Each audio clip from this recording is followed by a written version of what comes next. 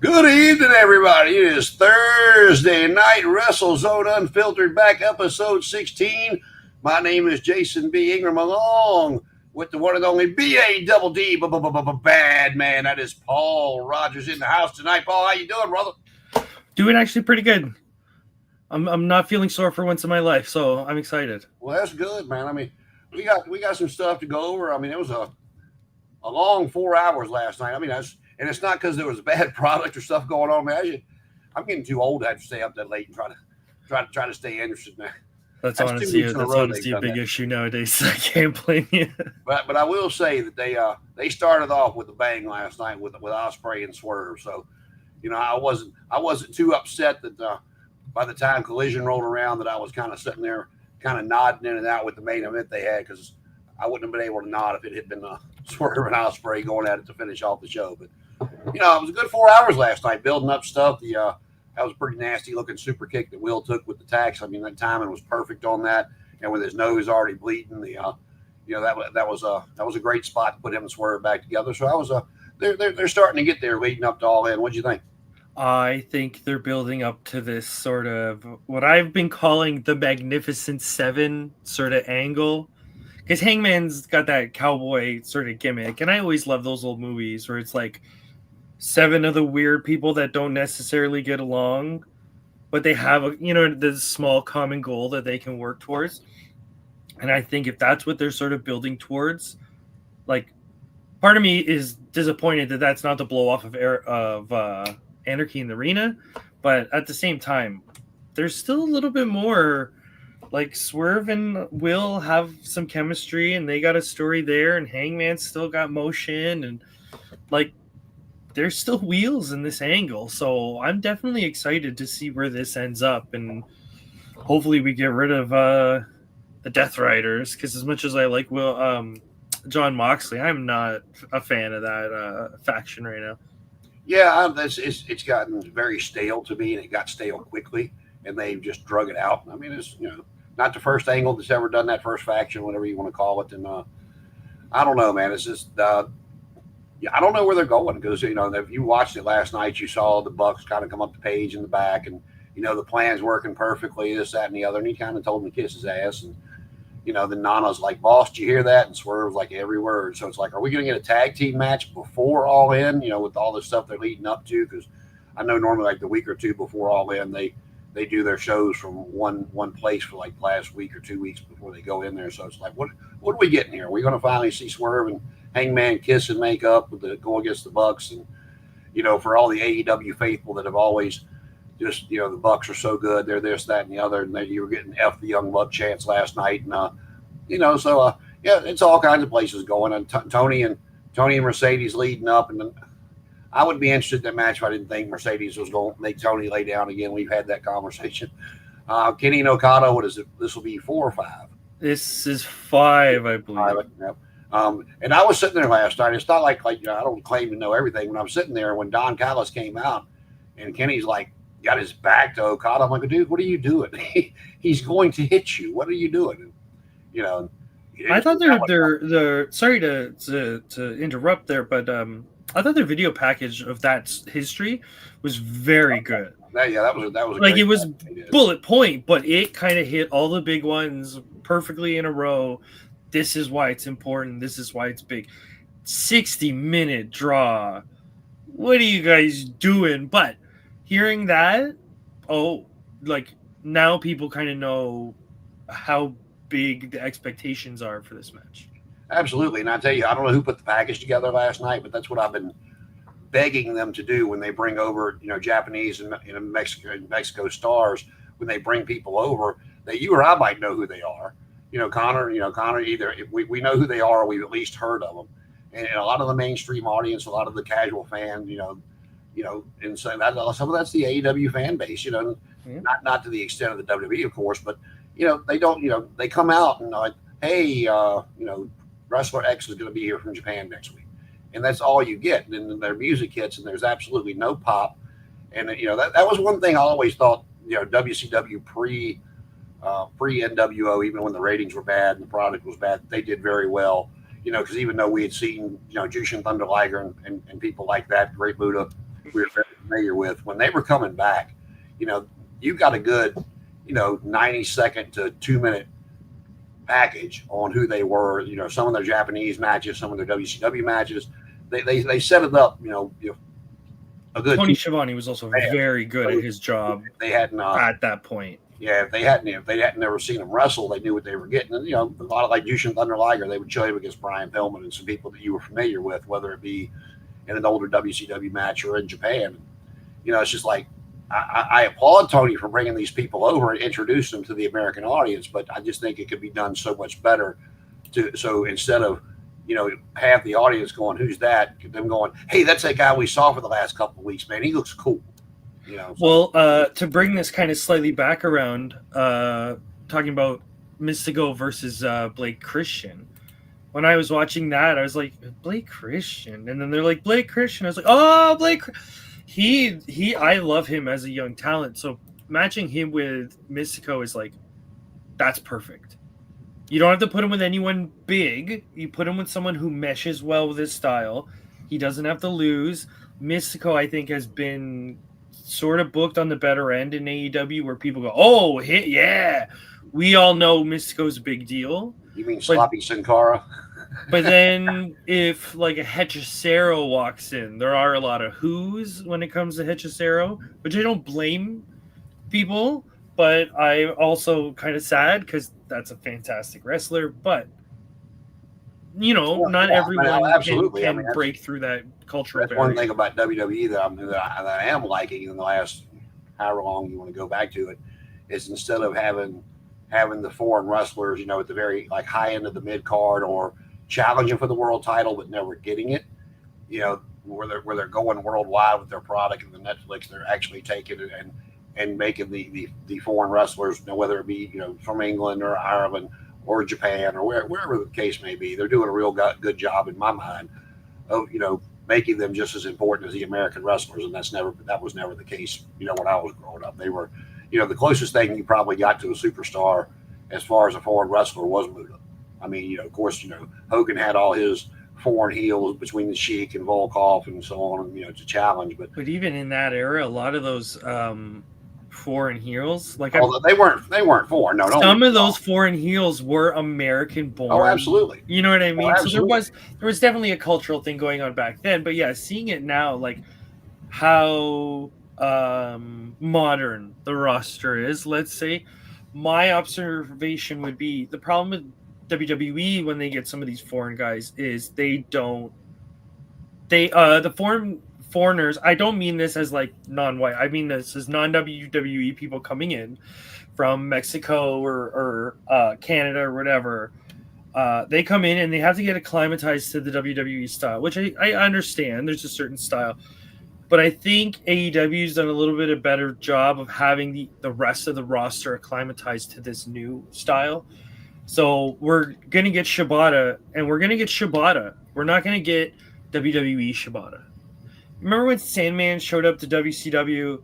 Hardcore hack. You know what I mean? Like, we're not going to do that. We're going to give you Sandman. So I think that's sort of a testament to AEW, where they're like, we're going to get Mystico, and Mystico's just going to be Mystico.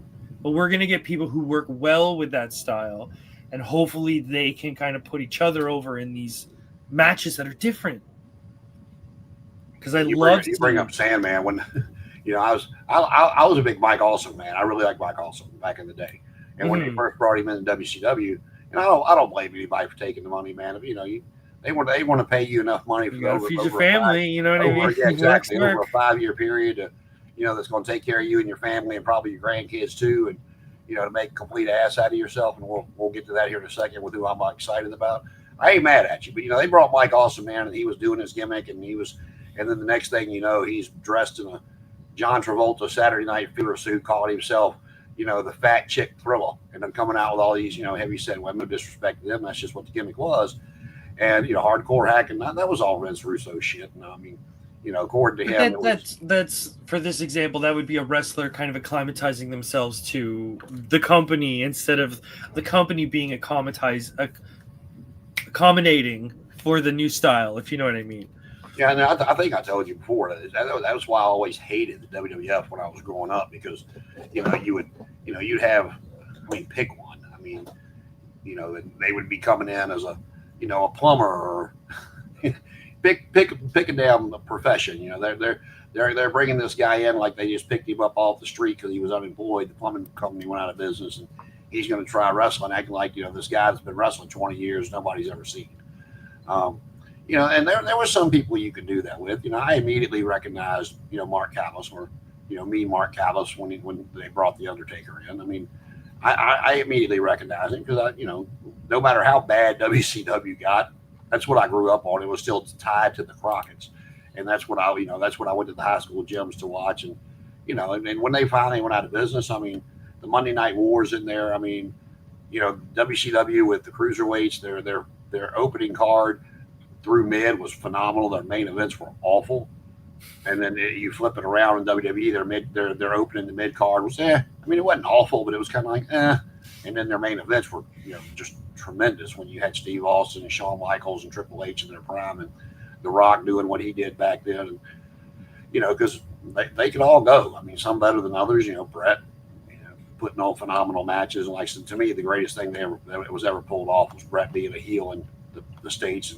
and over like Grover everywhere else he went, and watching Steve Austin, the most popular wrestler they had, get his ass booed out of the building in Montreal or Calgary or wherever they may have went. But it's just, I mean, I'm excited for it. And like I said, I just go back to what we started. Whoever did that package for Kenny and Okada last night, put them in charge of, hey, you found the footage for all this. You went and found it. This guy's coming in a month. Give us 2 to 3 weeks worth of 60 to 90-second. Hey, Mystico's coming, or whoever. I mean, Mr. Iguana's coming. Conan's coming. Pick one. I don't care. And get the audience familiar with them, familiarize with it. So when you hit this music and somebody walks out, and you don't have half the people going, "Who's that?" Yeah, it's interesting because you definitely get a different perspective sometimes from Japan, because, for example, they do tours, so they'll have a month. Let's say this tour is themed basically for this one thing. So every so often they'll get someone from AEW or Mexico, and they'll come in for these tours. And what's funny is sometimes you get the opposite. They don't give them a video package. They don't give them any introduction. Like they'll say their name and but they don't give a lot of information. So now you have this crowd that doesn't know who you are, and you, as a 35-year-old veteran or 30-year veteran or whatever, have to go out and get this crowd on your side. So it's fun to see that, but it has to be very carefully presented. Because sometimes a person will go out and they'll go out like, yay, and no one reacts, and they go, oh, I have to start from the beginning. And they work the crowd good, and by the end they got the crowd in their palm in their hands. But that doesn't work on TV a lot of the times. That doesn't translate well. Yeah, the old WWF did it 2 ways, and I don't know if you remember those or not. They would do the vignettes, of course, but like Dusty helping the trash can, helping the garbage man, or. But then they would also, when people were coming in, they would put like this little window that we're in here down at the bottom of the screen while the match was going on, and they would let them cut a promo. It wasn't an interview; it was just cutting a promo. It was like a picture-in-picture. Yeah, it was like there's a little small window in the bottom while the match was going on, and they would be talking about them coming. They're going to do this, they're going to do that. It wasn't a scream and holler promo or whatever. It was just I'm coming and I'm going to do this. Oh, it's like what I like to refer to as a video game promo, where it's like as you're selecting characters, they give a 5-second. Next week, Vader, you and me, and then it cuts away. And the one that really got me, I was used to it. I've been not casually watching. A lot of times if something's on TV that I'm not really interested in. It's on the TV, but I'm doing something else. If that makes any sense. Kind of looking over my shoulder. The one that always sticks out for me was the first time that I ever saw Goldust at the bottom of that corner.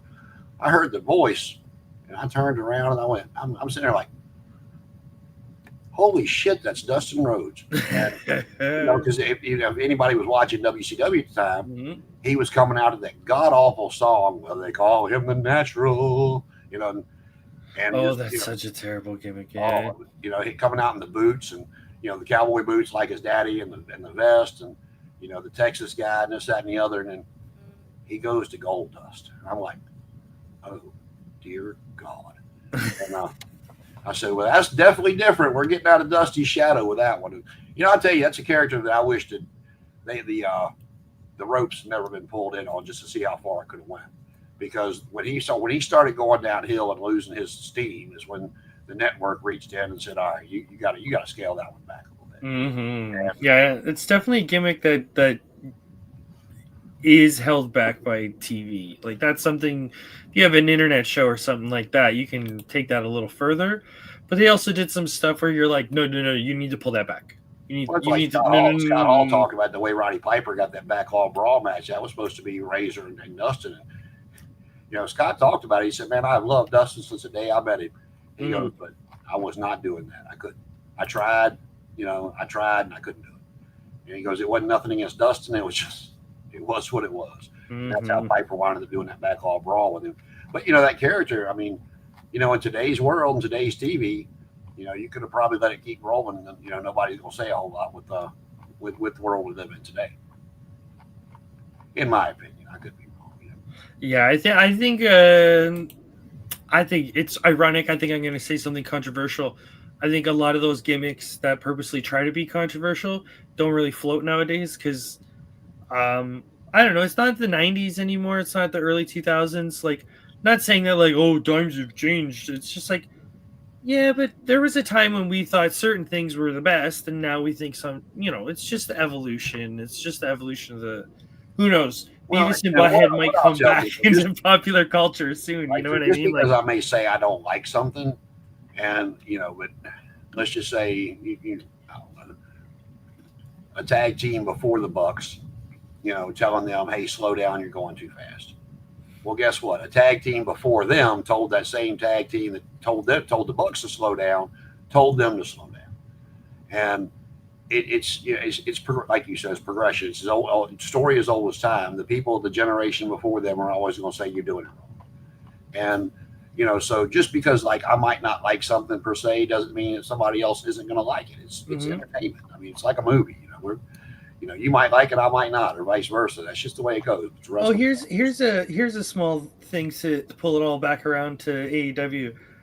MJF in that outfit, in the MVP suit. Did you like it? No, I loved it. But I knew what he was doing. I knew what he was doing too. I think it fits his body type. I think it looks good on him. That cut. I don't know. Then he when he tried to do the ball and elbow and Dirk Diggler moved. I heard the crowd not enjoying the outfit, and I thought, I don't know. I think the stuff he does. I mean, like I said,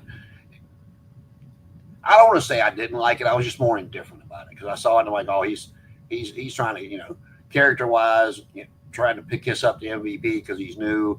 Maybe backstage like, hey, let me pay some homage to you and throw this on let people remember what you did. And so I mean, like I said, I was kind of indifferent with it, but that I'll agree with you on. I didn't think it fit his body type. I think it's complementary to what's going. Not everybody can wear every outfit, Not everybody can wear a singlet, but yeah. As soon as I saw him, I went, he looks really good in that cut. I hope he keeps it just for a bit, and then after the storyline ends, like he goes back to normal. Just I don't know. I like when you play the video game, there's the secondary costumes. If he keeps it, I'd love that. That'd be great. Yeah, I don't know if you ever heard Magnum TA talk about it, but I think he was 26 or 27 when he wrecked, and they'd already told him that he was gonna beat Flair and get a run with the NWA title. And they asked him, how long he had planned to wrestle if the wreck hadn't happened. He said, "Oh, I was pretty much done." He said, "I had planned." He goes, "I had a plan." He said, "I wanted to wrestle till I was 30, and then I wanted to go race cars, whether it was to own a team, partially own a team, learn how to drive it." He goes, "I love going fast." And he said, I thought about it. He goes, "When I hit 30, I did not want to be on TV in my underwear for everybody to see once I hit 30 years old." Which made me laugh. I mean, because, he's another one. He wasn't, to me, as over as the Rock and Roll Express, but God, that guy was over. It's like what could have been. He was so good. And and watching Magnum back then, I was still a big Horseman, heel fan, but Magnum was so good. And you talk about if you've never seen it before, anybody that's never seen it, you want a match to go back and watch that could stand up to today's time. Go watch the Tully Blanchard Magnum TA Starrcade '86 I Quit match. That can stand up in today's wrestling. You ever seen that one? No, I don't think I don't know if I have, but well, it's like millions of matches at this point, so I might have, but it's a great heel. It's a great heel thing because Tully Blanchard will say to this day, and the man is in his 70s, and it's funny. It's funny to listen to. It was almost like the Piper Bret Hart match. What Piper said after the loss about how he had the offensive move on, so the referee shouldn't have counted 3, so the loss didn't count. And but Tully, it was like again, it was an I Quit match, and the end of it, they beat the dog shit out of each other. They really did. If you've never seen it, it's in a cage. Go watch it. And the end of it saw Magnum. I don't know what kind of spike it was, if it was wood or what he had, but he was jamming it like down on the head. He'd jerk it up, and the referee's like, "Do you quit? Do you quit?" And Tully finally went, "Yes," and they stopped the match. And Tully to this day goes, "I didn't lose that match. I never said I quit." So it's funny to listen to, especially when they still play that gimmick, at that age. And like I said, Piper was my favorite. So it's just it's cool to sit there and listen to them. Yeah, if you've never seen Tully Blanchard and Magnum TA that I Quit match, do yourself a favor. Between that and the Roddy Piper Greg Valentine dog collar match from Starrcade are still my two of my favorites to this day. And Deshaun, thank you, I appreciate it. It's a new camera, so I didn't do the virtual background. It's picking up a little bit more than it was, so I still gotta mess with the focus. I was a little running late tonight. The other one I had to bury the other one. It finally died on me. So, and we are doing well, and we are glad to have you, Deshaun. So, what do you think about it? Have you seen the Piper Valentine match, Paul? Yes, because that was the one that was highlighted for that Punk MJF feud. Yes. So I remember going back for that and watching that. However long that was, a couple of years ago. It was at the first Starrcade. Like I was at that. No, I mean the MJF. Oh, Punk. The MJF. Like Punk. That's what, because they were referencing that a lot. So yeah, that's been like 4 or 5 years ago now, something like that. So, don't tell me that. Oh my God, it feels like a couple of years ago. And well, I mean, shit, he's been back in WWE almost 2 years now. Yeah. But another great cage match from the Starrcade era before they started going downhill is Ole and Arn Anderson against the Rock and Roll Express in the cage at Starrcade. I think that was '86 as well. And great babyface heel tag team match in a cage. The Rock and Roll Express got decimated, but got the roll. Got the sunset flip for the win to keep the titles over the Andersons, who absolutely just beat the hell out of them. So, a lot of good stuff to go back and watch. And I get it. There's a lot of stuff from the old school era that just would not hold up today with the rest holds and the running around the outside of the ring to get away from each other and this, that, and the other. I get that. I get there's a lot of stuff that would not hold up. But there's a few things from back then that would hold up. And, like the Jerry Lawler, Terry Funk, empty arena brawl with the my eye, you go back and there's just all kinds of stuff to, you can pick your way through and find some stuff that you will enjoy today. Oh, I definitely, I have a group that every so often we go back and we pick one of those ancient matches and watch them. And sometimes you get some definitely weird outcomes. Like scaffolding matches are definitely something that we don't see often, but they've had a few of. Those were awful. Those were horrible. I think we've definitely learned better. Yeah, all the scaffold matches I ever saw were just complete dog shit. I mean, they did at the end did what they were meant to do. Bubba was supposed to catch Jim Cornette, and the light got in his eye, and he completely missed him. Cornette blew out his knee. I mean, that was just a lot of stuff that could have went wrong in that. Some of it did. So, what do we got? Let's see. Is there anything from the AEW Summer Blockbuster event that you want to talk about? Oh yeah, we were doing that. We started, and then we got a little lost, and we can try to give it. I'm sitting there racking my brain trying to start. The Swerve and Ospreay and Page stuff. The Death Riders following Page around. Well, how do you feel about the luchas that are coming in? Because that's one of the other things I have on this list here, where it's Atlantis Senior makes his AEW debut. So how do you feel about the luchas coming in? Like when you watch them, do you think it's sinking well? Do you think something's kind of off about it? Like, I just, I mean, for as much shit as Eric Bischoff gets, and rightfully so, a lot of it, but I thought he did. No, yes, the cruiserweight title pigeonholed those guys, um, but he let them go out there and perform. He did a good job of the putting the packages together, like we were talking about, to bring in those guys. He was still doing that even when he took over. I guess it was the same person still, that had been there before, but they did a real good job introducing all those guys that came over from, your La Parkas, your Hector Garza, Juventud, Juventud Guerrero, Psychosis. They did a real good job letting the audience maybe not familiarize themselves, but at least, know what the guys they were capable of when they got there. Hell, even Dean Malenko was getting packages when he came in. And I think that's where Tony's missing the boat there. I enjoy watching them. I do. I mean, I enjoy their style of wrestling. I enjoy, what different aspects they bring to the product. But I'm kind of before. I'm glad they're there. But there's something missing, is what you're like. Yeah, they're not getting the same reaction that they got in WCW all those years ago, and I'm not sure. I can't put my finger on it. I don't know if it's because they're not doing a better job of familiarizing the audience with them. I definitely think it's a case of, in America, people have to talk more for stories. People love the soap opera element. They want that backstage segment. You know what I mean? Like, there's a lot of in-ring promos, but in Mexico and Japan, it's storytelling in the ring in that sense a little bit more. So when a Mexican wrestler goes over to Japan, there's still that same language barrier, but it's for some reason it's easier for them to just kind of get into their groove, and they know what they're doing and let them go do their thing. But for AEW, it's like the gears aren't meshing up perfectly. There's one or two off. It's kind of got a limp to it.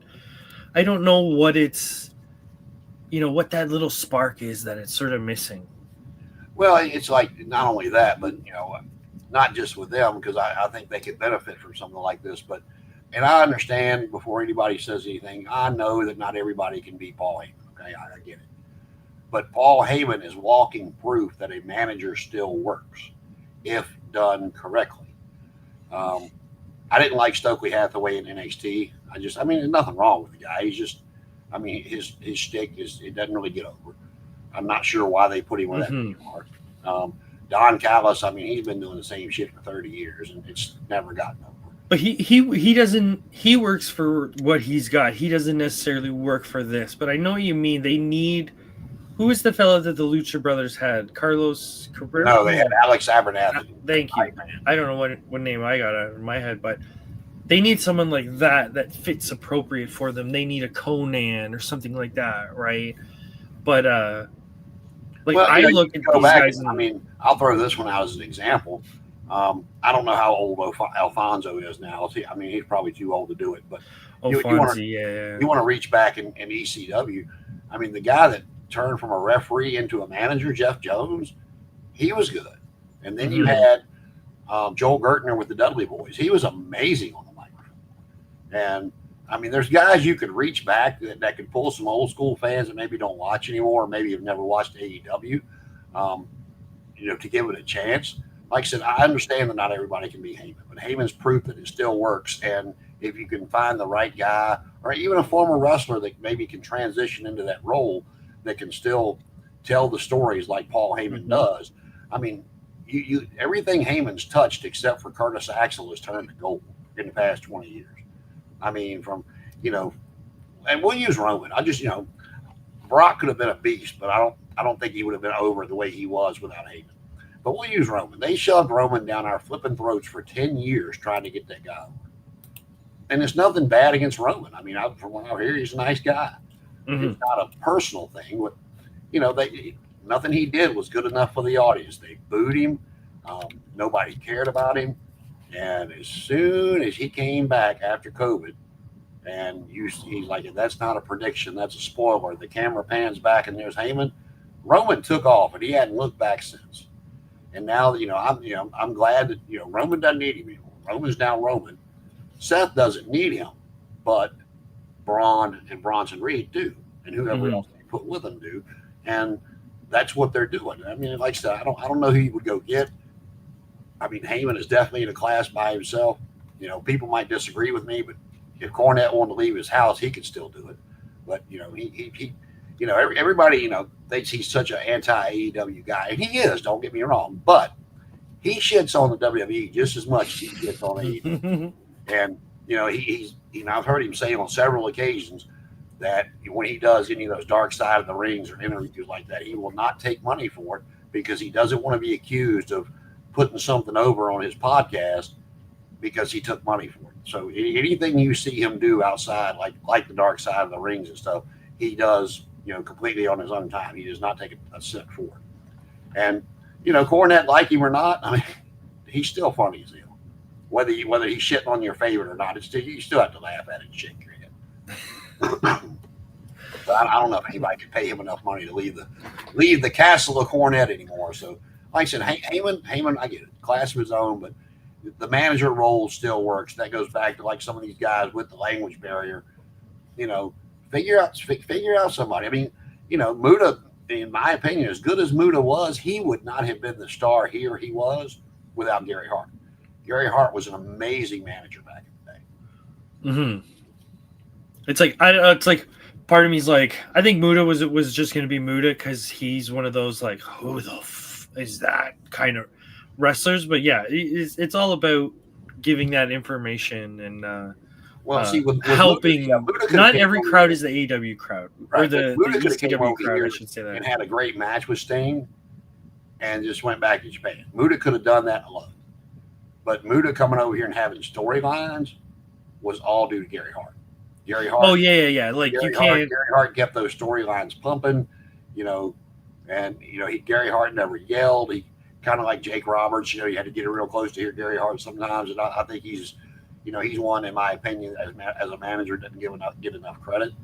Look, Bobby Heenan took people to the moon under his, I mean, Steve Lombardi had been there forever. And it wasn't that the Brooklyn Brawler became a main eventer, but at least people knew who the hell he was. And, people shit all over the Red Rooster gimmick, but, once I heard how it came about, it was kind of funny. They said, I've heard this about Jerry Taylor before. Never met the man, don't know if it's true or not, but every like so many stories I've heard that when he was younger, when he came in, he was so cocky. He thought he was better than Flair, thought he was better than this person.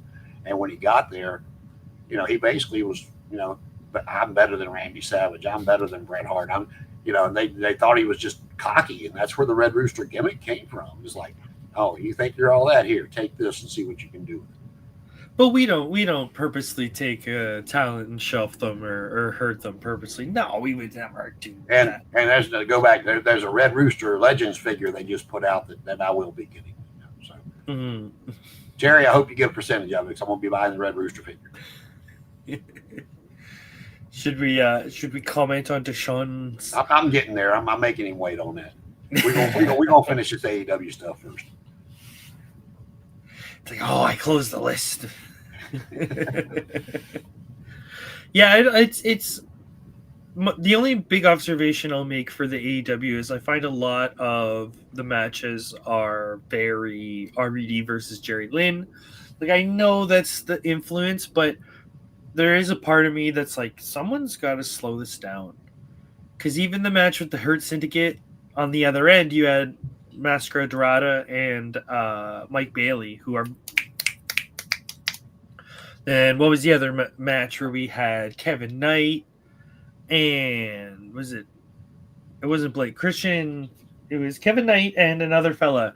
And they were also fast. And every so often, you'll notice a spot is off. Something. And I notice that a lot of matches have so much packed into it that every so often the wrestlers... I can't blame them. I would totally mess it up too. Take a couple things out of the match, slow it down. I think Kevin Knight went to do a kick, and he shouldn't have. Oh, they were. He was in that match with it. It was Kevin Knight, Mike Bailey, and That's who the yeah. Those Was, two guys are too. There's too much going on. they took the mask off the luchador at the end of the match before Mystico come out and made the save. I can't I remember. like how they did it after the ringing the bell because Yeah. technically removing a mask is a disqualification. Yeah. I like that. But there was two botches last night that I saw, and I don't want to use a botch because I know people hate that word. Two miscues in that match. I can't remember who it was, but they were supposed to do something with Shelton, and Shelton went down, and they never touched him or whatever. And the announcers covered for it. Oh, Shelton trying to get out of the way, and then it's like every time I see Penelope Ford, she's missing something. She's missing a spot here or there. And it's like, you've been there long enough, honey. You should, this should not be every week still, or every time I see you on TV. Like, I totally get there's that expectation from people watching that the performers should be at a certain level where they're at the bar.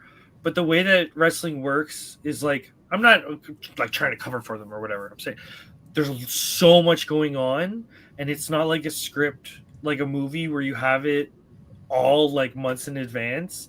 You know what I mean? So, oh no, I get shit happens. Like I said, that miscue in the Shelton Benjamin tag team match, whatever. I ain't mad at it. I think when you have people like Kevin Knight and Mike Bailey, that style accentuates that because they're good at doing a lot of stuff, and they want to do a lot of stuff. Okay, but eventually there's like a miscommunication and it doesn't look good. Part of me is like, one of you just needs to hit each other with a forearm. That's it.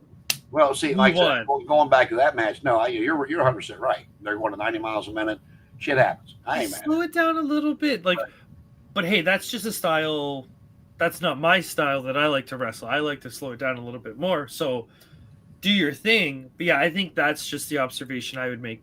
10%, just a little bit, and hopefully those miscommunications don't happen as much. Like I said, the one I'm really giving a hard time to is Penelope Ford, because it's like the last 5 or 6 matches I've seen her in, it's a missed spot every match, and it's like, again, I get that things happen. You're right. You're 100% right. It's live. It's no second take. I get things happen. I'm not going to give anybody a hard time for missing. But there is a difference between, like, Triple H has botched. You know what I mean? There's legends, but they know how to cover it. They know how to make it work. But when you have someone who's trying to rise up through the card, and every so often people are like repeatedly going, "You messed that up. You messed it up." That hurts. You know what I mean? That hurts that career of that person. Hurts it, yeah. So I wonder what's going on. If it's something behind the scenes, if that person's okay mentally, you know what I mean? You never know. It could be 1,001 things going on. But speaking of that match, I was glad to see Ty Conti, Ty Mello back. I've always liked her. It's the first time she's wrestled in 2 years. I mean, I didn't realize it had been that long, but it has. But I will tell you, about that 6-man tag team match. I enjoy the way they put the Hurt Syndicate over. I mean, the way they made them look. Because at the end of the day, I mean, really, you look at the rest of the roster, and the ones they faced off against, it's like when they beat Private Party for the belt, too, I'm still wondering what the hell they went, because we ain't seen them since. But, I mean, Private Party is a small team. And, the Outrunners, they're, mid-card at best. I know the people like them, and but they letting Shelton and Bobby just go out there and destroy people. I mean, and like last night, MJF and they're kicking MJF, they're arm dragging him. And here come Bobby and Shelton, and they try to do something to them, and they look at him and look at each other, and they look back at them and throw them over the top rope or spear or whatever. They have made them look like absolute beasts. And I think it's amazing, and I wonder where it's going to end, because part of me is like, okay, let's say they're real nasty heels, like they just get worse and they get worse, and they've never wrestled anyone as big as them. They've always wrestled smaller people, and then all of a sudden Hobbs shows up with a big partner, and everyone kind of goes,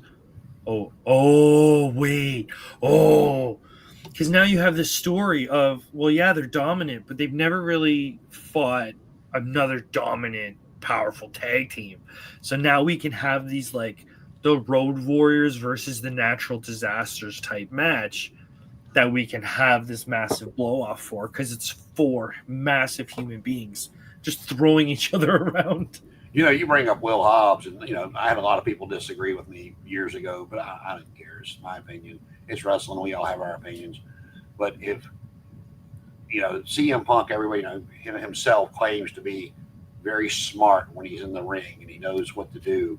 And I'm going to preface this with you heard the way that the Jake Roberts and the DDT was born, right?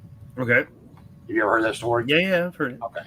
So it was a mistake but his opponent, the grappler, went and was smart enough to hear the crowd response. Just didn't move. Pin me. Huh?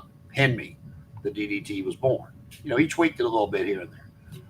CM Punk against Will Hobbs. I don't know if it was Dynamite or Collision. No one was shown, so I don't care. It didn't matter. But they were having a real good match. And Punk was doing a great job leading him because he was still getting his legs under him. But Punk went to come off. He was either the top rope or just the top middle rope, and he caught him with a hellacious spine buster. And it wasn't like at the beginning of the match, so it's not like it was. And that it was a thunderous spine buster that the crowd absolutely erupted to. And Punk should have been, having the pull he had there, should have made that call to lay down for that 3 count. That would have set Hobbs to the moon, and Punk could have come out and said, I ain't wrestled in 7 years, man. This guy's going to be something. I got to go work harder. I mean, he could have played it off. It would not have killed CM Punk in AEW, and it would have put Hobbs up here. Oh, but, yeah. And a lot of people are like, he shouldn't have beat CM Punk. I'm like, at that moment, maybe not at the beginning of the match, but at that moment, yeah, he should have. I can see it definitely helping, but I feel like if you do that, you have to reinforce that push and give them. You know what I mean? I like the slow build that you see, like from modern sports. But that was my problem with Wardlow squashing MJF. I didn't have an issue that he squashed MJF. I didn't have an issue with that at all to blow off their story. But you don't let him do that unless you're ready to strap that rocket to his back and send him to the moon. You don't let him squash your top draw at that time because you hadn't got all these other people. That murdered him. It wasn't even a match. It was destruction. I mean, it was under 5 minutes, I believe. I think it was like 3 power bombs or something. Wasn't it just something simple? He put his foot on him and pinned him. Like I said, I don't have an issue with it to blow that story off. But then what'd you do with him? You didn't do nothing. And then, like I said, when Samoa Joe cut his hair, there was no retribution. There was no payback. It's just that's been my issue with AEW. It's not like I hate AEW. No, I don't. I want them when they start something. I want them to finish it, unless there's just one big absolute reason that they can't. Somebody gets hurt, somebody's contract expired, and they have to kill it. Whatever reason, that they can't go through with it. But that's like I said. Those are just some of the things I wish we could get fixed over there and. I will say this, because you are right. There are certain people that lose sort of their heat or whatever in AEW, but there's one person I'm happy that has lost their heat, or however you want to say it, because now when Adam Cole comes out, Adam Cole is not getting the reaction that Adam Cole used to get, and there's that part of me makes my soul warm. I don't know what it is. I don't like Adam Cole. I've never liked Adam Cole. I can't really pinpoint that, but part of me is like, good. I liked Ring of Honor Adam Cole, and I liked NXT Adam Cole, and when he showed up, and first off, I thought that I thought was a mistake. They bring Adam Cole out at the pay-per-view. They debut Adam Cole, and then right on top of it, after he says the 2 lines he says, and they hit Bryan Danielson music and they debut him. It's like you just wasted one of them. You don't do that back to back. It's a pay-per-view. Surprise with Adam Cole, and then advertise Bryan Danielson for Dynamite to get your ratings up, because Bryan Danielson's going to move the needle. Adam Cole's not. Yeah, that's not a knock to Adam Cole, but he was. Adam Cole was hot though for a certain period. Oh yeah, Adam Cole was the Undisputed Era to me was still the best thing NXT's ever done. But even before that, when he was on like in the Indies, that was. He did have a failure run in Japan. I don't know, a lot of the casual fans may know what they saw. like I said, to me, the Undisputed Era was just the hottest thing they ever did. Mm-hmm. And then they bring him in. It's like, you know, we don't know. I mean, but it's like, is he really dealing with that many health issues that he can't get back in the gym? You know, that he can't get in a tanning bed. And I know that sounds trivial, but you know, he looks like a shell of himself. He really does. He, I hate to say it, but he does have a bit of Kota Ibushi going on, where it's like, we do remember when you looked great, and now you don't look so great. Like, I don't want to knock him. He doesn't look unhealthy in any way. He doesn't look ill or in any way. But there is a part of me that goes, are you eating as well as you can? Like, are you really, is your heart still in this? I don't know. Like, I know exactly what you're saying. Because it's like, what just, I don't want nothing to be wrong with the guy, but it's like, just tell us what's happening. I mean, and those injuries he had so close together. And he's another one too. It's like everybody knew he was going to be the devil. But then they do the reveal, and he can't follow through with the story. Mm-hmm. We went for that damn thing went on for almost a year, and then the way they ended it. I mean, I get that he got hurt, but to me, there was a better way to do it. And and then when they were doing the little Undisputed Kingdom or whatever they were calling themselves, and Wardlow was part of it. Wardlow lost. He was supposed to beat whoever was champion at the time. And Cole, and then he lost, and Wardlow sitting there giving Cole dirty looks while he's talking, and then nothing ever came about that. So those are my issues with AEW. It's not that it's like I almost want to say that when a story starts, it's like I find myself kind of pulling back a little bit, not to get too invested in it, because I've been burned on a few occasions by stuff that I'm like, all right, what are you gonna do? What are you gonna do? Yeah. You're nervous of the long run. And then last night, you go back to that. You had FTR and Stokely mention Adam Copeland, and then in the back there was no Christian with Kip Sabian and Nick Wayne, and Nick's like, "Where's Christian at?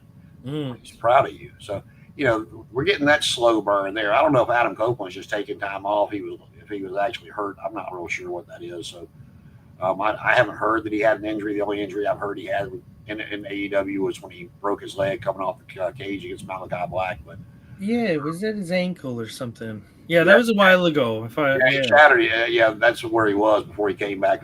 When he came back, was challenging Moxley. He'd been out because he shattered his tibia coming off that cage, and he was funny about it. He put out a TikTok, Instagram reel, whatever you want to call it. Oh, I'm too old to be doing this. Well, no, he said, I think I can do all this stuff, and every time I try to do it, my body reminds me I'm not as young as I used to be. I mean, he was funny about it. Took a good stride, but And what's even funnier about it is, have you seen his new product? No. Edge and Christian have put out a planking board. Oh. It's like a special planking board. I haven't seen the full details, but it has all this, bells and whistles, let's say. But that's the new product, is they're selling this planking board with different handles or different angles or what. But I see it all the time on my Facebook and my Instagram as I'm going through. I'm like, they're doing some DDP yoga type strength stuff where you're like, how old are you? You can do that? Shape that turtleneck he wears is, that's part of his gimmick, because he's in such good shape, and he makes a lot of the younger ones look bad. And normally I'm all about the in-ring product. I love to see a great match, but when it comes to them getting back together, those two feed off each other so well, and they are so comical. I'm looking forward to the interviews and the promos more than I am anything else. I mean, they're not going to have the matches they used to have with the Dudleys. They're too old to do it, but they're still capable of having good matches. And they'll be fine. All they need to do is have a run where they put over younger tag teams, and that's it. That's the poetry. That's been my issue with the WWE people coming in to begin with, is like they haven't used any of them to do that. It's like all the sign some big names, not big names, but some of the people that WWE released, and then bring them in and use them to put over your talent, to make your talent look good. I'm not saying bury them, but I mean, he with a broke leg, and Malachi Black's kind of in, because I know he's back in WWE and he's been in WWE before, but but he was being pushed harder in AEW than he was in WWE. But you make him lay down for Adam Copeland. Use that as an example. I mean, like I said, I love what they're doing with the Hurt Business, but the Hurt Business is destroying every AEW talent they put in front of them. And we all know what Mercedes Moné's doing. So, that's my thing. Bring in the names, that the casual fan, if they're flipping through trying to find something to watch, going, oh, hey, I know who that is. Mm-hmm. But if you sit there and you bring these WWE people in and let them keep beating your talent, you're telling your audience that they were better than we are. Yeah, there's that bit of WCW TNA syndrome where it's like, oh, our guys are good, but the guys that don't work for us, they're better, and we got one. That's the vibe to me it gives off. If you continue to bring guys and girls over, like I said, I don't blame you. Get eyes on the product. Get you some eyes on there that's never. And what I think is funny is you get a different. I feel like I get a different philosophy when it comes to watching New Japan. There's a bit of like, they project we have the best roster in the world, and they don't do it in a malicious way. They do it in a prideful way. We try to be the best, and we're the most athletic. Blah blah blah blah. And instead of going, oh, anybody who's not us is shite or bad. Anyone who's coming to us is also the best in the world because they're here challenging us. And I feel like that makes sense. I know to some people it might not, but it's like, you're the best in the world. So anyone who's fighting you by default also is one of the best in the world. So you're kind of like putting over your opposition when they come over because they've, earned the right. And they don't have that in it. You know what I mean? In American wrestling, I feel like sometimes when people lose, they're like, oh, it's a bad thing. But when you have these tournaments in Japan, people have to lose all the time, and they just go, well, yeah, I lost because that person's amazing. You know what I mean? They don't take it as like, oh, I got buried. Oh, I got destroyed. It was like, no. A win's a win, a loss. We move on. We work towards tomorrow. It's less of a bigger deal, let's say, when someone loses. Yeah, and I think, I don't know who wrote it for, but last week, not this Tuesday, but the Tuesday before, when Mariah May debuted on NXT, the way she set her promo was, yes, you might have the best women's division in wrestling, but it just got a whole lot more glamorous. That's putting the division over, but that's also putting herself over. Yeah, and it's like I said, we were talking about this last week. I don't think they come across that way as saying that their wrestlers are better than everybody else's. Now, granted, that's part of it, but they are bringing in such diverse people, women into that division from all over the place, from all over the world. I think that's the angle they're coming at it from, because they've got people from got literally all over the world in that division. And I think that's a good way of presenting it, because I forget the name. I wish I remember the guy's name. There was a basketball player, and I think he asked the question of, why do they call it a world championship of NBA if it's only one country? And everybody has an opinion on that, but I think that's a good sort of thing to capture. And if NXT wants to do that, they say, well, we have the best in the world because we have literally the best people from all around the world who we've collected. I think that's a very good way of phrasing your roster or presenting it. You know what I mean? Like, we don't think America is the best. We think, like, they took Asuka, they took Finn Balor, they took Apollo Crews, people from all around the world. I think Apollo Crews is American, but I know they did a foreigner gimmick with him. But if you're presenting your Stephanie Vaquez is Mexican, right? Is she's from Chile? She's from, yeah. Okay, so there you go. Like, you can present your roster like that, and I think that's fantastic, especially this day and age, this political landscape. Did you watch Money in the Bank? No, I did not. There was a spot, and I'm sure you can find it on YouTube or something if you want to go back. Stephanie and Rhea were tangled up fighting, and I couldn't tell you how they got. The ladder was in the corner, propped up on the ropes, flat, and they were on the ladder. They were standing on the ladder as it's draped across the two ropes, holding up. And the next thing I know, I turned my head. The next thing I know, you've seen Stephanie do her devil's kiss, right? Oh, right. Yeah.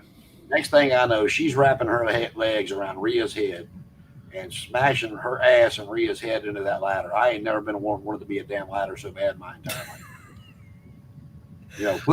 I love how that's an Alex Shelley move too. Someone found that from years ago. Well, speaking of that, did you see Tekla versus Queen Amanada last night?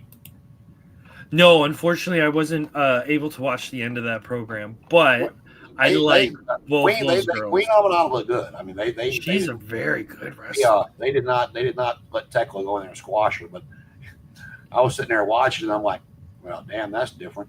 Because she went to do Stephanie's move, but instead of smashing her head into the mat, she was pulling. And I'm watching what they're doing because I'm watching. She's pulling Tekla's head into her ass, like the crack of her ass, instead of slamming it on the mat. And Tekla, every time she goes in, is smacking her ass cheeks to make make it sound better. But I'm like, oh, damn, that's different. All right, we gonna go there tonight, okay? But I mean, Queen Amanada looked really good last night, and I was glad to see. I remember. I remember watching her, but I mean, they did not. She's in Ring of Honor, right? Like, I believe that's where I've seen a lot of her work. Yeah, she debuted on the main roster, and then she's kind of been on the Ring of Honor card. She's a hidden gem, I would say. She comes and goes from the AEW. She's got a great look, like when she walks out, the outfit looks great. Well, I'm still trying to figure out why they have Penelope Ford with Megan Bayne, because I mean, she's a powerhouse. Her interest is phenomenal. She looks great when she comes out, and I mean, please don't take me the wrong way. I don't ever want to see anybody without a job. It's just, Penelope Ford has not been able to get over, and she's been there since the company opened. And I just think she's taking up space. I mean, you can make room and bring in, Shotzi Blackheart. That AEW fan base would love Shotzi Blackheart. Mm-hmm. And I mean, that's just my opinion. I'm trying to think of what else happened last night. Like the main event was Daniel Garcia and the Paragon against the Callis family. It's like Roderick Strong, Kyle O'Reilly and Roderick Strong, Nigel McGuinness, and Danny Garcia with them against the Callis family. And how are they still working? I don't understand this. Like, they should be in Ring of Honor. What are they doing on the main roster? I don't understand it. I like Garcia. I like FDR.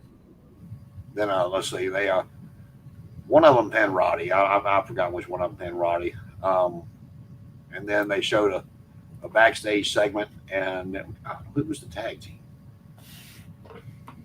I can't think of who the tag team was now. It was Big Bill and Brian Keith talking about they'd smash this person and smash this person. And then JD Drake and his partner, whoever, I can't remember the guy's name, the Workhorseman. I'm like, I ain't seen them in 2 years. Where they been? And I like JD Drake too. That's the worst part. Is sometimes these people just disappear. Like, what's going on? Like, are you just working the indies? What's going on? They're like, they're like, you want somebody to face? All right, well, we'll face. I mean, and JD Drake's talking like you and I are. And Brian Keith is doing his gimmick and everything. And he's like, when they go to walk off, JD Drake's like, yo, dude, try some decaf. And he walked off. I was like, damn. But let's see. And Blake Monroe is what Mariah May will go by at NXT. A lot of people are not happy about it, but I guarantee you she had something to do with that. Mariah May is her real name. May is her middle name. So I think that's such a weird name, but a lot of those WWE names are weird for me. Well, it's one of those things to where it's like when the Dudleys left and Devon could still go by Devon's because it was his real name. And they like to, even though TKO owns it now, they still like to license the name and all that heavy shit. But apparently I don't know what you're going to get, because you never know what to believe when you hear stuff about that. It's like they've said, yes, they want to own the name while you're there, but they will give it back to you when you leave. And it's like, that sounds a little weird, but okay. So you don't know. I think things like that might change, because I know there's a big spotlight on WWE right now. So, especially because AEW is different, let's say, it's mechanically. So I think a lot of things in WWE might change soon, just because a lot of people might go, yeah, but I can leave, get that same money, and be able to work the indies too. And WWE is going to start going, Yeah, I mean, it's like with crap. like we talked about, and I don't know if he's going to use it or not, but they let the trademark to Edge expire. So if Adam Copeland wants it, he can go get it. Or Tony, if Tony wants it, he can go get it. And let him use it if that's what they want to do. It's okay. So I'm a bit on the fence when it comes to that because I don't know. Like, okay, so business wise, they did put a lot of money into promoting that intellectual property. Like, okay, maybe a bad example. Let's say Pikachu. They put a lot of money in presenting Pikachu, but Pikachu's only like one part of this big system. So, is it okay? Is it good that they let him use it? Because that sounds good. Yeah, he gave up the name, he can use the name. But at a business point, it's like they promoted that name, they promoted that IP for decades. Well, not decades, but they'll say decades. So it's like, where does that kind of fall in the like good thing but bad thing? You know what I mean? I don't know. To me, there's got to be a business way to work it out to where if you leave, sure, you can use your name. We're not going to sue you, but we're still going to use your name, image, and likeness for video games, for figures, for this, for that. Yeah, where does it okay? So it's like, is there just going to be a like, we own Edge, the WWE wrestler, but you know what I mean? Like who knows with the legalese how they're going to. It's like this. I don't know how you feel about this, but like I don't mind Adam Copeland. The Cope thing, I kind of like. Ugh. But him wrestling as Adam Copeland, singles, I don't care. But when he's teaming with Christian, I gotta have Edge and Christian. I need Edge. No. That's 100%. Like if they're doing a final run, that's the whole point of the final run. You can't have the Rockers final run and they're called the Rockers or so. You know what I mean? It doesn't. Well, see, that was my thing with when they came into the WWE all them years ago. I watched the AWA. I got a lot of the territories. And they were the Midnight Rockers. People may remember. Yeah, I love these changes in the name. And they brought them in as the Rockers. I'm like, boo, boo. So and it's like, but like I don't know why I don't know if AEW and Tony owns the Ricky Starks name, and that's why they changed his name, or they just did it because they wanted to. I haven't felt the need to actually look it up and see if I can find why they changed his name, but. It's just like everybody, the NXT people especially, know a lot of the AEW talent. The NXT audience is kind of watching a lot. Did you ever hear the story about how AJ? I think he told this story. He said, "This is how I got to keep my name AJ Styles." So he was talking to Triple H, and Triple H at the time, they're like, "No, everybody's changing." Prince Devitt, who he used that for a decade. No, Finn Balor. Like they're slowly. Like they were changing everybody's name, and they're like, "Well, we want to change your name because we want to own the name and blah blah blah." And he goes, "Huh? Yeah. See, I like that idea, but I have a 2 foot or like a 1 foot tall AJ written on the side of my ribs. You know what I mean? In very dark tattooing." And they're like, "Good point. You'll be AJ Styles." Well, yeah, I actually heard him do an interview. I didn't see the whole thing, but they were asking him. I think it was Chris Van Vliet asking him about the rib tattoos. He was like, "Yeah, they were all right." And he goes, "But when I had my last child's birthday added, that would hurt." when he had the last one underneath it, he's like, "That would hurt for some reason." I was like, "Damn, hurry up, finish." And I don't know if the series of events falls in line perfectly, but I believe once AJ came in, Samoa Joe, Shinsuke Nakamura.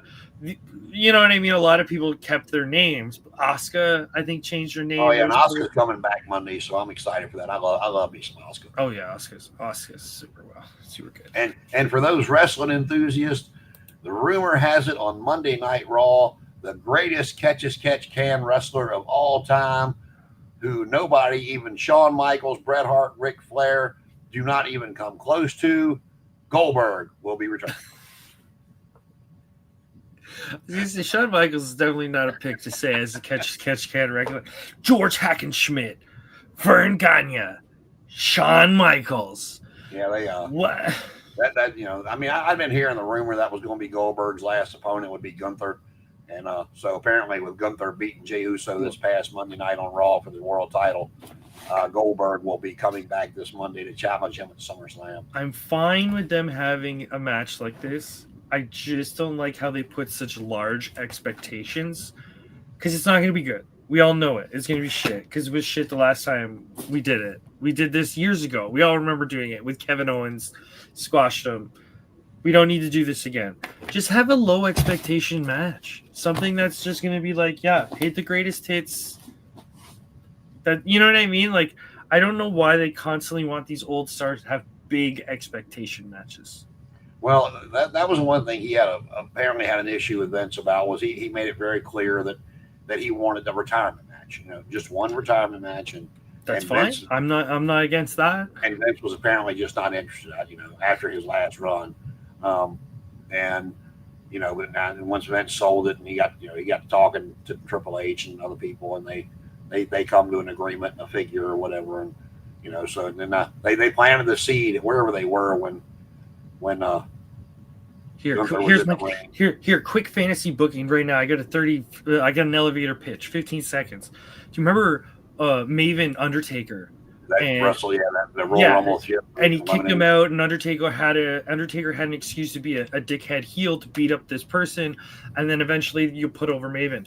Have Goldberg come out, Royal Rumble, throw everyone out, get a young baby face, do the same drop kick. Goldberg snaps, starts killing this kid, build the match to WrestleMania. He puts the kid over. Goldberg can retire. The kid gets a massive, I beat Bill Goldberg. Done. That's my, you know what I mean? How hard is that? That was my same thing. I mean, kind of, maybe not, but it's like people with Roman Reigns don't think he needed it, but at the time he did. That match with the Undertaker at WrestleMania, when he beat him, would have meant so much more if Taker had beaten Brock the year before, or 2 years before, because he beat Bray. He beat Bray the next year, and then he lost to Roman the following year. But that would have, that could have helped elevate Roman, and even his character as a tribal chief. That could have been one more accolade that, that he went over if he was the only one to do it. Brock Lesnar did not need that. And it's, I mean, that's not, that's not me poo-pooing on Brock Lesnar. I mean, he had a great career. He, probably the most believable character we've had on TV in the past 35 years, as far as, looking legit, being legit off camera, but he did not need that win. Roman, they could have done a world of good for Roman. They could have done a world of good for Bray, because, Taker was very, very high on Bray about being the next, supernatural phenom type character that they were going to have to take his place.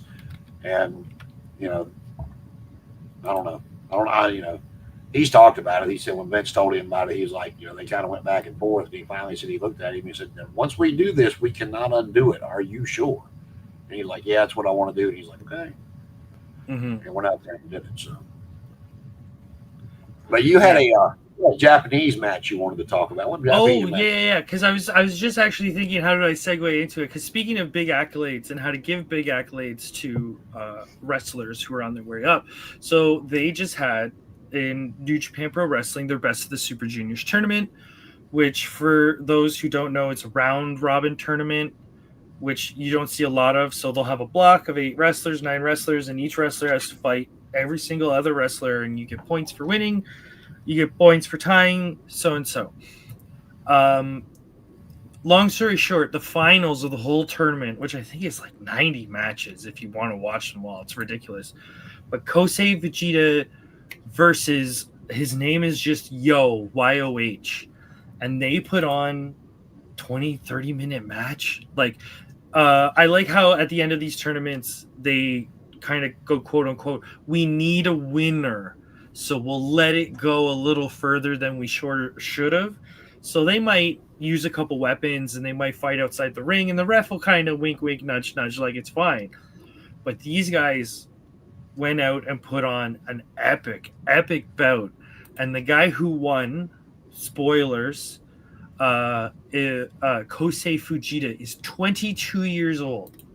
So they took this guy that's a student a few years ago, and they build him up, and they put him with a mentor like Zack Sabre Jr., like put him in a faction, kind of raise him up a little bit.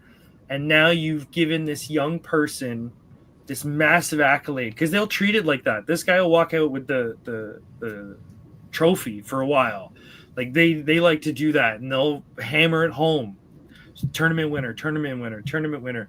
And that's kind of crazy for someone who's 22.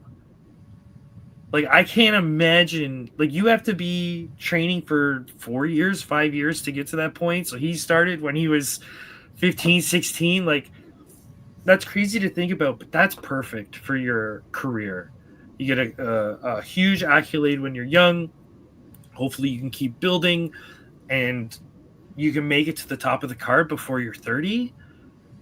You got a 20-year career. You know what I mean? You're on easy street after that. But yeah, that's a match I would recommend for anyone to go back and find. If you're not tech savvy, you can just go to New Japan World and you can find the past shows. If you're a little more tech savvy, yeah. Kosei Fujita versus Yo, the best of the Super Juniors finals. You have to send me the link to that. I'll definitely have to check it out. But, yeah, I can definitely send that. And we'll segue into some history for today. Speaking of Japan, 38 years ago today, Antonio Inoki defeated Masa Saito to become New Japan Pro Wrestling's first IWGP Heavyweight Champion. It was his only reign, and it lasted 325 days, but his only reign as champion. I love those old reigns. They're like a year. They're always that long, but that's. I remember Saito for 2 runs. I remember him in the AWA with Ken Patera, and then in the WWF, and then the NWA in a tag team with Mr. Fuji. Him and Fuji were nasty as a tag team together. I know you talk to a lot of people; they only remember Fuji as being the quirky manager with the hat, but he was nasty in the ring. I might, this might be controversial, but because Inoki's so loved, but I find a lot of his matches are hit and miss. Like, you're either going to get an awesome match that he's interested in and he wants to put the work in, or it's a match he doesn't want to be there. I mean, you can kind of tell, but that's just my perspective. I know that's like saying Hulk Hogan matches can be boring, but no, you know what I mean? There are matches where he's amazing. Inoki is honestly, like, I know it's not hyperbole to say that he's one of the best ever, but like, there are matches that back up that, statement. But there's a lot of matches that you might watch and go, "Who is this? That's who? Who's this?" And we will continue with some history from today. 14 years ago, Mr. Anderson beat Sting for the TNA World Title at Slammiversary. Jerry Lynn is 62 today. Hector Garza's birthday today as well. Jerry Lynn. Mark Henry, the world's strongest man, turns 54. Speaking of Brock Lesnar, 22 years ago tonight is when he superplexed the Big Show off the top rope, causing the ring to implode for the very first time. Absolute great spot. 20 years ago tonight, WWE revived ECW with One Night Stand pay-per-view at the Hammerstein Ballroom, and that's when the crowd had the sign that said, "If Cena wins, we unite." Yeah, that was the good one. And yeah. And let's see. I got some other birthdays here, but I'm not sure anybody would know them. But Flying Fred Curry is 82 today.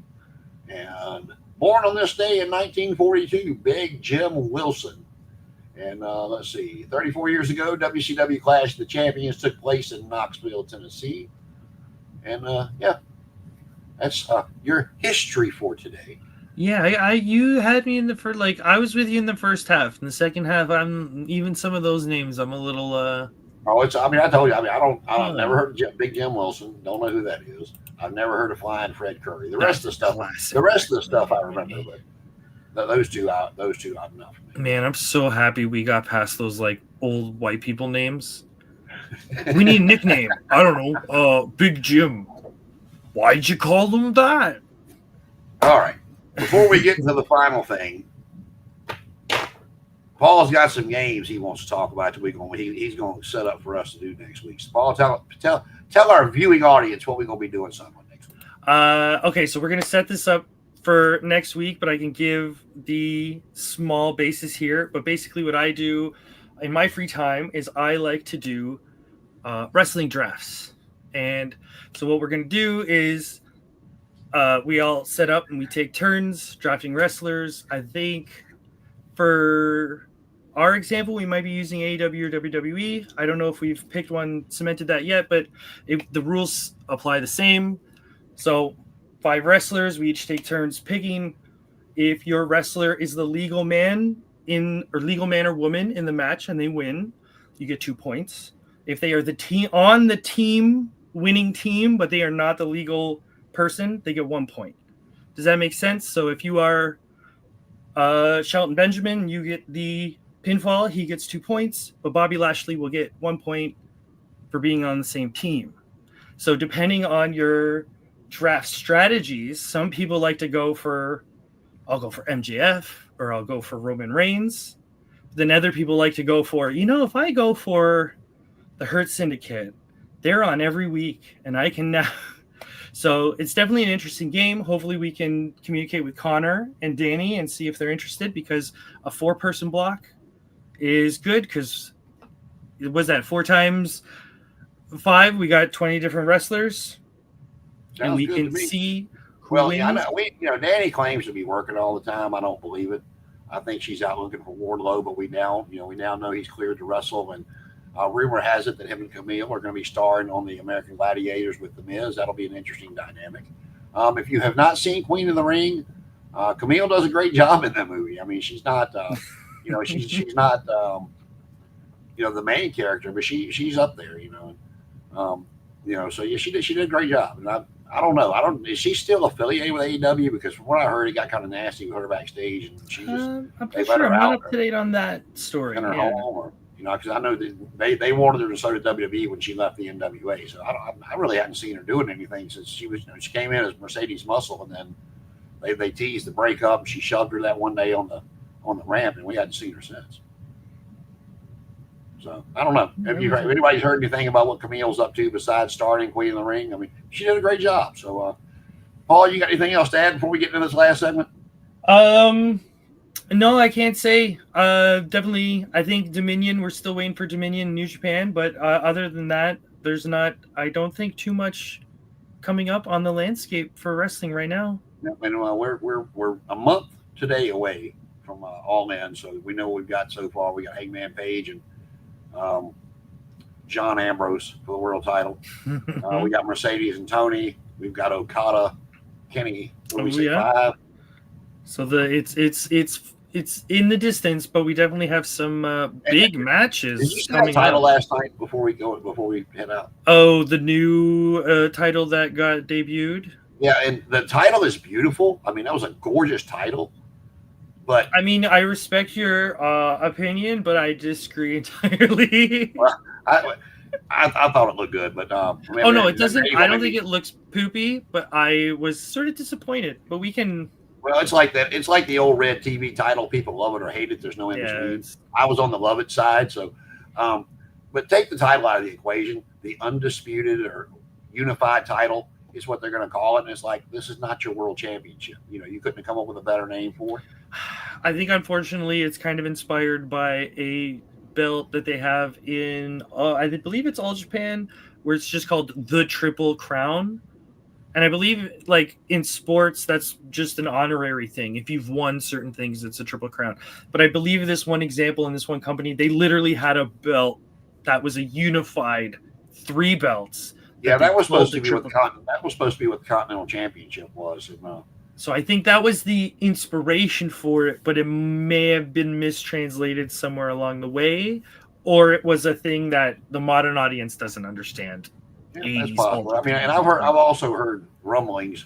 It was before they started doing this. They said that they were going to do this unification with those 2 titles before Kenny ever won the international title. So it's been discussed, and it was also discussed around that same time that once this happened, a little bit down the road, they would then unify that with the world title. So it's like, is that where we're headed here with the unified champion? I don't know. I mean, because it'll put them back to where they started with just the world title and the TNT title. So I'll be interested to see. Well, see where it goes and go down there. But all right, we'll get to the last thing, and I would like everybody watching to please bow your head and let's take a moment of silence for the end of our truth.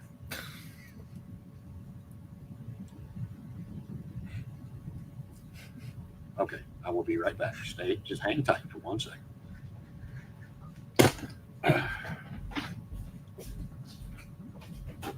I'm so nervous. What is he doing? Oh no. Is that the NWA title? Now, R-Truth is dead. The suntan Superman, the 2-time NWA World Heavyweight Champion. The first time I won this belt, I knocked off the world's most dangerous man, Ken Shamrock. You don't know what you're messing with, John Cena. Come Saturday night's main event in Boston, it's going to be Ron Killings that retires your sorry ass. The suntan Superman is on his way to Boston in December. You'll see me then. And that's the truth, the whole truth, and nothing but the truth. Welcome back, Ron Killings. I am so glad to finally see this man get what he deserves before his last run. I mean, God bless the man. He's made a fortune doing the comedy act. He's good at it. But God damn it, go back and watch him in TNA when he, after he got rid of the K-Quick and the K-Crush bullshit that he was saddled with in WWE, and then TNA when they brought him in as K-Crush. He was K-Quick with Road Dogg in WWE. K-Crush when TNA first opened. And then he segued into becoming Ron the Truth Killings. And again, God bless him. He's made his family money. His great-great-grandchildren will probably never have to worry about money because of how well he's done doing this comedy gimmick. And God bless him for it. He was a lot of that stuff. He was hysterical. When he made Brock Lesnar start laughing in the middle of the ring, that cracked me up because Brock broke character. But like he said Monday night, put some respect on that man's name and watch what he can do. So happy that truth is back. Not our truth, but the whole truth. The Truth Killings. And we just covered that AEW title, Riley. Sorry, buddy. Yeah, we just covered that a minute ago before I was getting all worked up about Ron Killings. He makes me feel a certain type of way. You know what I mean? 2-time NWA World Champion. Cena. Okay, so here's the question. Here's the $1 million question when it comes to Ron Killings. Was the firing of R-Truth always a work? Because a lot of people said it was also official, like it was done through official means, and there was like things to back it up being actual real. But now Triple H has got a little bit of heat because he set someone up for something at one of the press conferences when he's like, it was after Money in the Bank. So how do you guys feel about R-Truth? And they're like, yeah, okay, so what's up with that? And he's like, you enjoying the show? No, somebody asked him that question, about R-Truth. Yeah, but a lot of people felt like he kind of set up to be, you know what I mean? He kind of fed in to have that question asked. So a lot of people are. This is my opinion on it. He wasn't fired, from what I've read. Mm-hmm. His contract was simply coming to expiration, and we talked about this last week. There's a few of them out there that I'm glad they're doing it that way instead of just firing them, because then they got to wait 90 days before they go. Mm-hmm. But if they let their contract expire, if their contract expires at midnight on Tuesday, they can be on Dynamite Wednesday if Tony wants them. And that's the kind of shit that I missed from the 90s. Those guys coming over like that. But from what I gathered, they offered him a new deal, but it was at significantly less money. This is what I read. They offered him a new deal at significantly less money, and he basically told him to kiss his ass. He felt disrespected because of how long he'd been there. And then the crowd did the whole "we want truth" stuff, blah, blah, blah, blah, blah. And, people started trying to call him. He wouldn't take any calls. He finally took Nick Khan's call, and they worked it out for him to come back. Now, is that true? Who knows? Could it be a work? Absolutely. I mean, could he went to Triple H and Nick Khan and say, look, all right, I'm ready to hang it up, but I want one serious run as myself before I go. I'm 55 years old. I just want one serious run before I go. So, I let your audience, this mainstream audience, see what I can actually do. And could that be the case? Sure. But the only people that really know are the people that can actually put their eyes on his contract to see when it expired. Of course he knows, Triple H knows, Nick Khan knows, but that's to me the only really way to find out is put your eyes on his contract. If you can find it online, you can answer your own question. Now, okay, so here's my expansion of that, because there are two ways to look at it. Is it just WWE? Is it just wrestlers working the crowd? But okay, so let's say okay, it is a work. Are we now accepting that this billion-dollar company is working reality? Because like I find that kind of odd. Like I totally get it, it's wrestling, but like if you were to say it's, it reminds me of do you guys remember Cannibal Holocaust? Okay, so this is going back decades, but basically in the promotion for this old messed up movie, the guy was basically um they thought they killed their actors, and he was hiding the fact that that's obviously false. He kind of went with it, but it's like, is that too far for a big studio thing to do? You know what I mean? You're working the reality.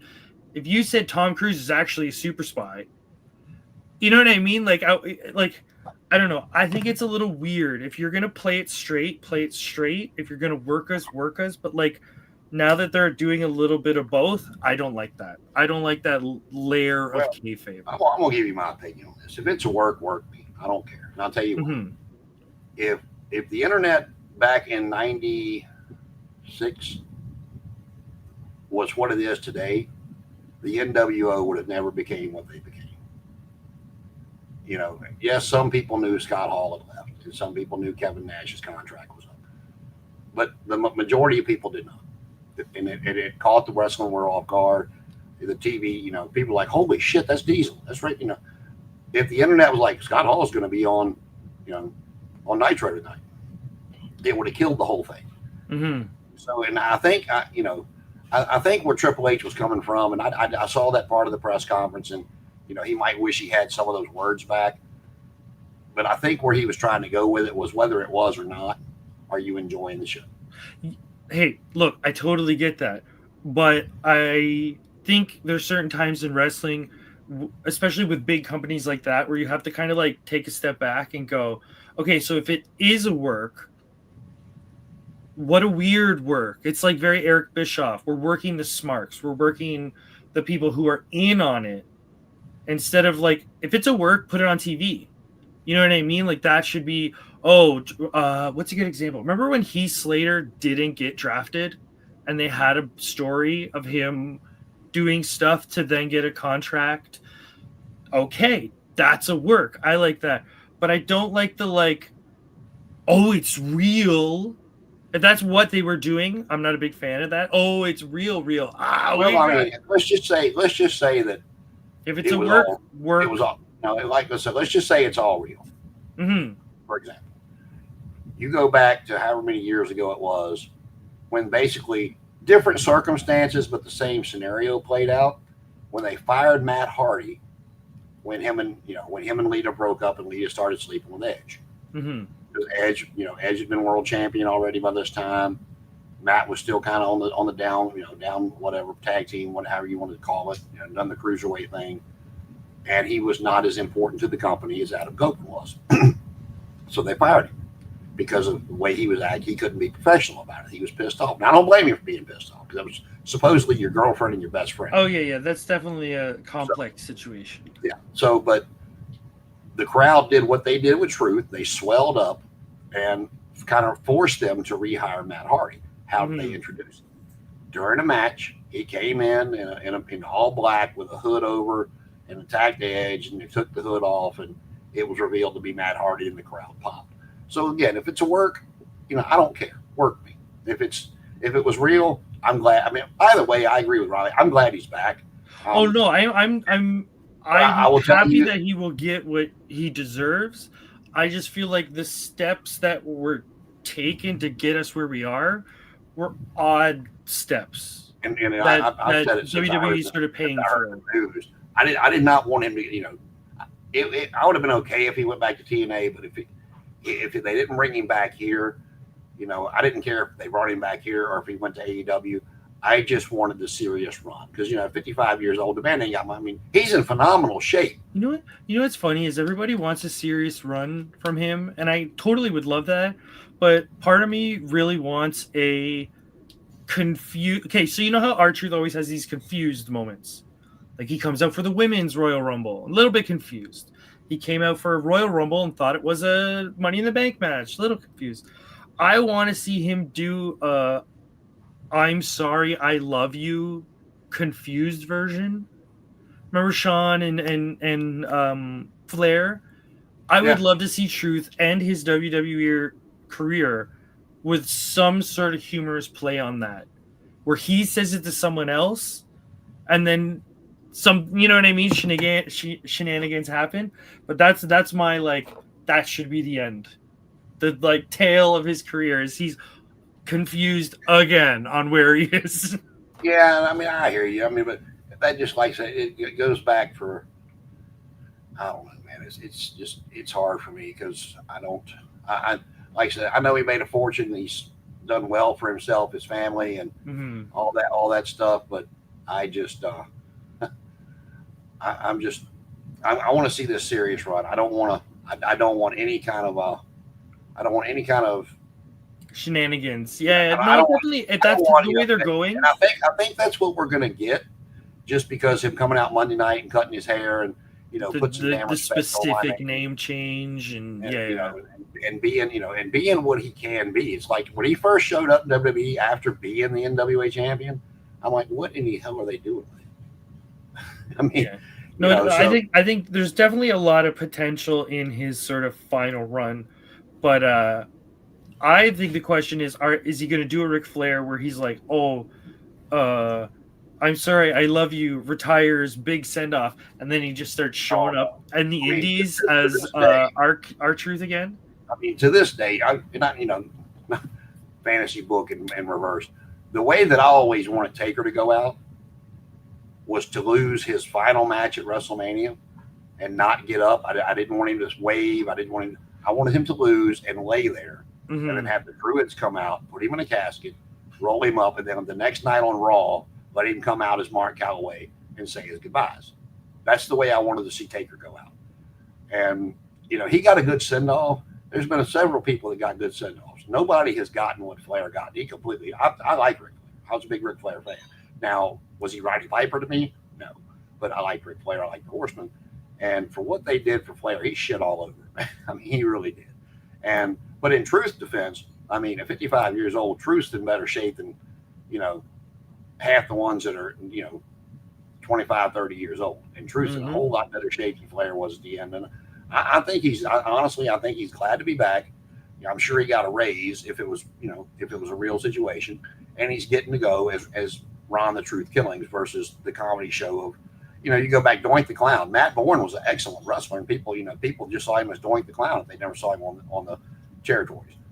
So I think they're going to get to see this side of Truth, and it's not only yay for Truth, but yay for me and the fans so. because This is my gut instinct of what's happened with Truth. They were like, "Oh, your contract's going to expire. We're going to let it expire." I don't know. I don't know the technicality, so I don't know if it's like already has and that was the big deal, or if they're just announcing it to be public. Oh, we're going to let it expire and blah blah blah. They got in trouble for that. They bring him back. Is he just gonna work out the rest of his like? Oh, we'll let you know what I mean. We'll put you over because that is a company. If someone's leaving, why are you gonna put them over? You know what well, I mean? no, Why are you gonna promote them? if this was all real, when he tweeted out that he was done with WWE, if it was all real, he from what I read, it was like 2 weeks left on his contract, so he came back under a new. If it was real, Oh, so this would already be a new contract yes, written. Yeah. Okay, so that's yeah. because I was curious if it's like, is this going to be a 3 month thing that was just the running out of the contract, or are they like, no, 2 years? We want 1 year. We I don't know want. how long it's for, but it's definitely a new deal because, like I said, the word on the street was that when he tweeted that out, that he had 2 weeks left to go. And I shook my head. I'm like, really? You're not going to renew this guy's contract that just got this huge pop at Saturday night's main event? It was twice the pop that Cena I got when he think came out, and he had a good match. I mean, it wasn't your typical where he got squashed like they've done to him in the past. I mean, they let him look good against yeah. Cena, and then it's like the next thing you hear is, "Yeah, I'm leaving. They're not going to renew my contract." And it's like, who's making these decisions? But but like I said, that was the word was they offered him a new deal, but it was Hmm. significantly less money. He felt disrespected and basically told him where they could go. And then as the story goes, the real part of it, if that's all real, he ignored everybody's phone calls and then finally took Nick Khan, and Nick Khan worked out the deal with him. So either way, I don't care. Work, real, somewhere in between. I'm going to enjoy Ron the Truth Killings as on finally a big show, a big stage. I don't think it's going to be for long, though. I just have a feeling like this angle, like they're going to give him, I don't know, at most a year. That's just my feeling. You know what I mean? At 55, that might be all he wanted. And that'd be great. Let him work every so often. He can promote like serious fights with serious people, and then he can just retire at the end of the year. Like, you don't have to do too much with it. But yeah, so I mean, guys and girls, get ready because Paul's going to do some games. He's going to talk Japanese wrestling, and I'm going to sit back and learn something because I haven't seen a whole lot of it since I got rid of Access TV 5 or 6 years ago. Whenever I stopped getting it, but it's going to be a whole lot of put some respect on my damn name as long as we getting some Ron the Truth Killings on WWE TV. I can tell you that right now. And again, that's the truth, the whole truth, and nothing but the truth. And more of the truth is, we'll see you next Thursday somewhere between 8 and 9. You never know where our schedule is going to look like, but we'll be here. For Paul, I'm Jason. We'll see you next